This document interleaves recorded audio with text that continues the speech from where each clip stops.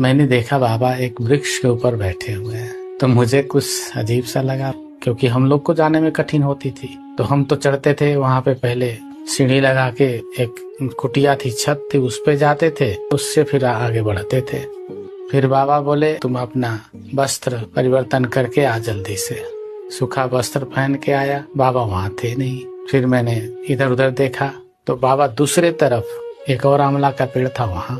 तो मैं तो देख के दंग रह गया। तो मैंने कहा बाबा वहां कैसे चले गए। फिर बाबा बोले अच्छा बच्चा, मैं नीचे आ जाऊं। मैं कहा जी सरकार। और बाबा उस जगह से ऐसे नीचे उतरे जैसे कोई पत्ता ऊपर से गिर रहा हो, और एकदम आसान से, बिना टहनी पकड़े, बिना शाखा पकड़े, एकदम सीधे नीचे उतर गए। जब नीचे उतरे तो मैं तो देख के दंग रह गया। फिर मैंने बाबा से पूछा बाबा सरकार आप वहां गए कैसे।